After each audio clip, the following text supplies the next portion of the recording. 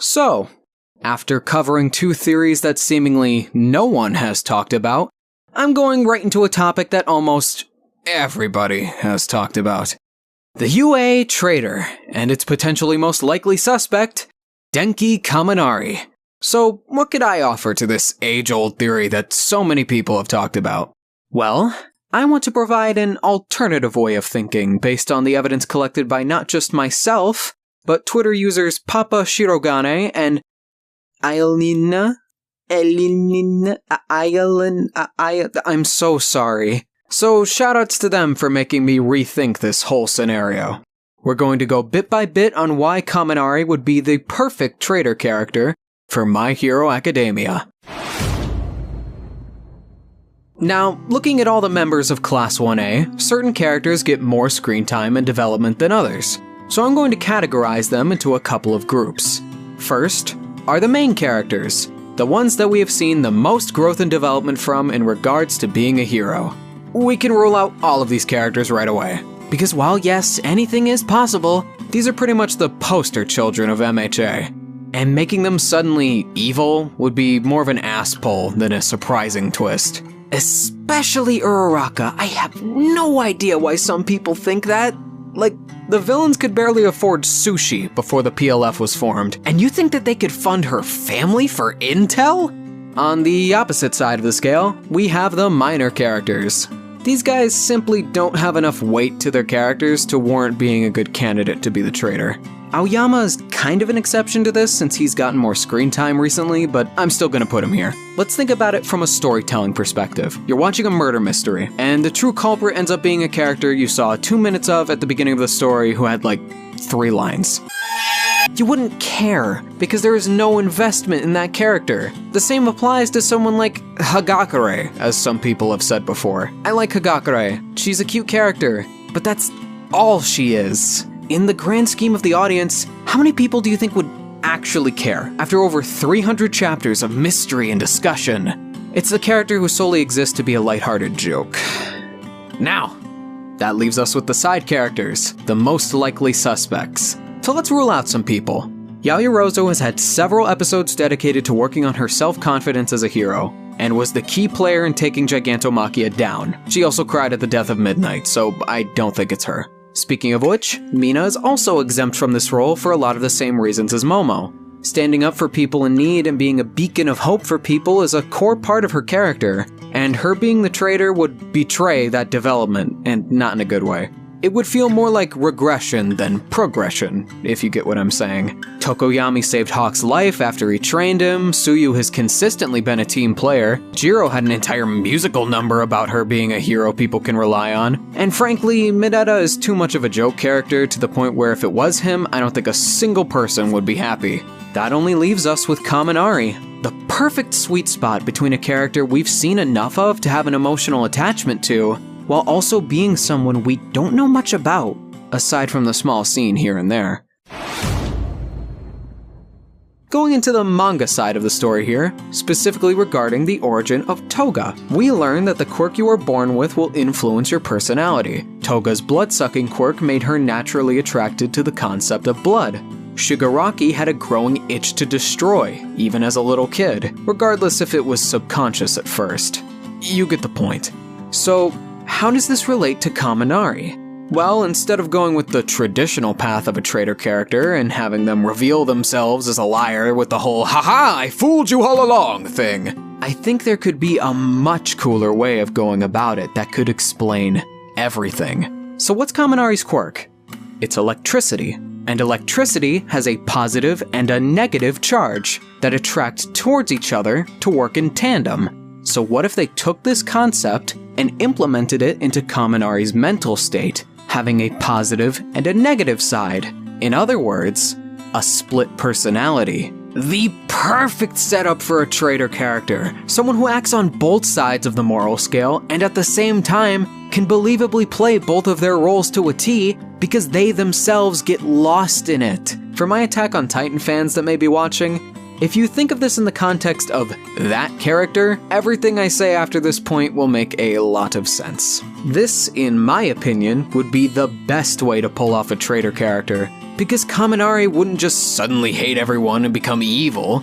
There would be that strong emotional pull, because he genuinely got attached to his fellow classmates. And now that his identity is exposed, he can never come back to them again. That sympathetic quality to Kaminari's character, and the fact that he has fought on the side of good on multiple occasions, is why so many people disregard him immediately. But that's because we're only seeing one side of him, the positive side. When he becomes aware of what he is as a villain, what is that Kaminari like? We can actually see an example of what that could look like in this official illustration from Hõkai. We can see the positive and negative idea on full display. If you split his face, you get the positive and fun himbo that we all love, and a wicked grin full of malice and negativity. But Kaminari would be too dumb for this! That's literally his weakness! I hear you cry. Well, what if the dumbness was an act? I want to bring your attention to the biggest scene that convinced me of this possibility. In Chapter 16, we learn the fundamentals of Kaminari's quirk. If he exceeds his limit, which at this point in the story is 1.3 million volts, his brain will fry, and he will go into his dum-dum mode. Skip ahead to Chapter 29, and we see Kaminari pull off this same move again in the cavalry battle, even specifying it is the same 1.3 million volts. He uses the move, and he's fine.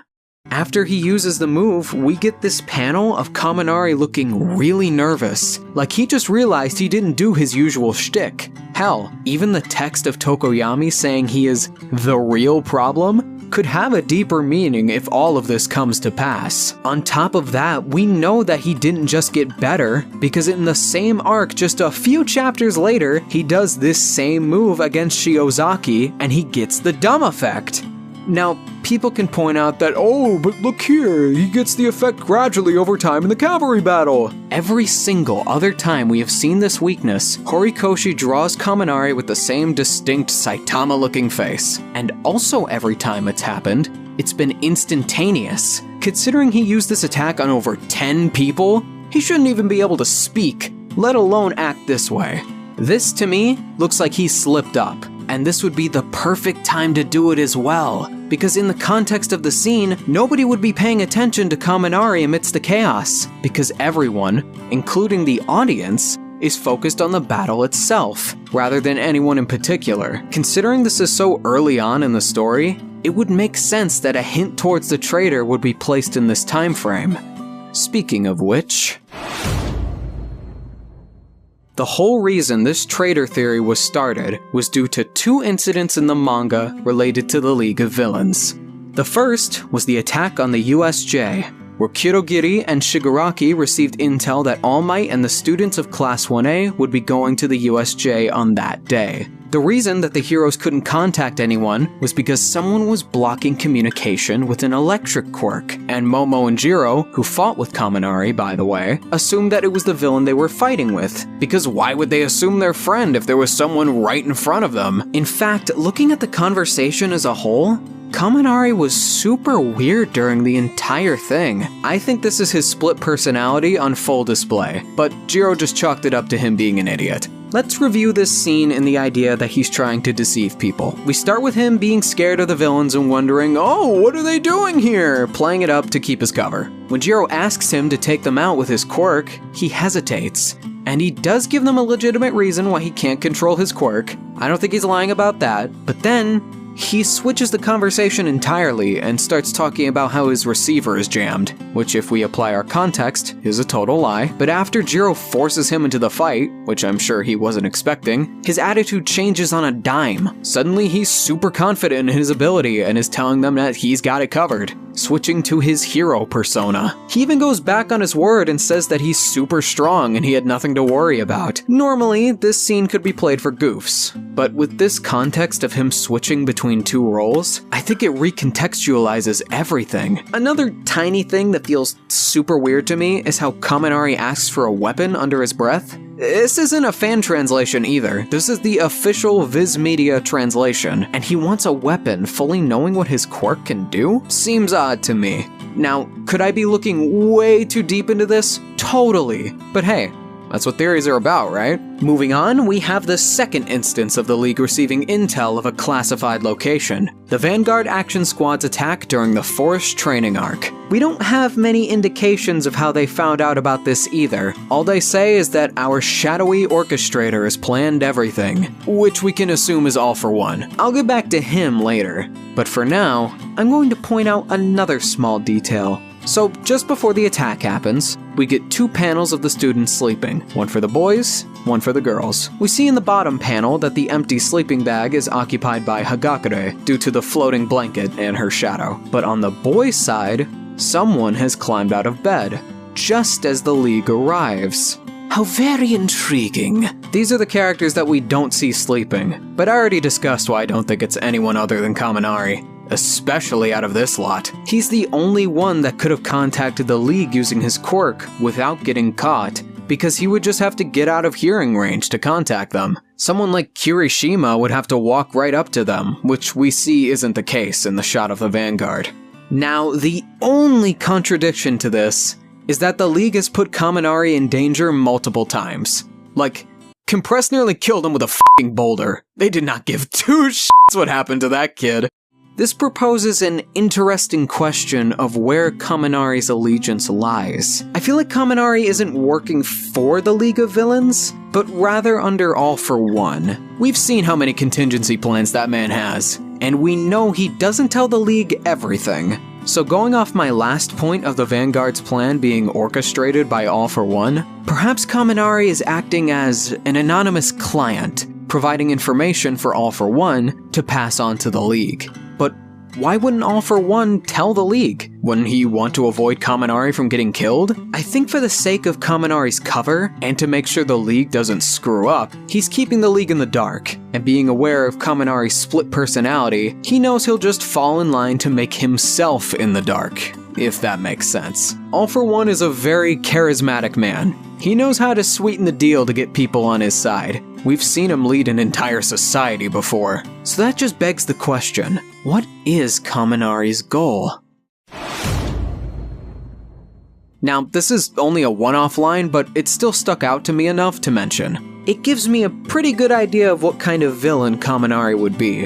When Stain first emerged, he did admit to him being pretty cool, which is something a lot of heroes would be caught dead saying. And once again, for the 3rd time now, he's sweating nervously. I think Kaminari would follow the ideology of weeding out fake heroes. In the beginning of the series, I remember him distinctly saying Bakugo had a pretty insufferable personality. But over time, he's one of the first people to truly respect him and see how much he's grown into the person he is. Maybe he came to UA expecting to find the most manufactured and package-dealt heroes there are, but instead, he learned to truly see how each one of them truly sticks to their convictions. But at this point, he's already committed himself to the role for far too long, and he has to stick with it. His positive and negative sides are conflicting constantly. On a side note, regarding the Redestro thing, I do think it's just him doing a pose for his move, but let's go tinfoil hat mode for a little bit and say this is an indication that he also believes in the Liberation Army's ideals, which was a very public book, by the way, so he could have read it at any time. What if the reason he's doing it with the wrong hand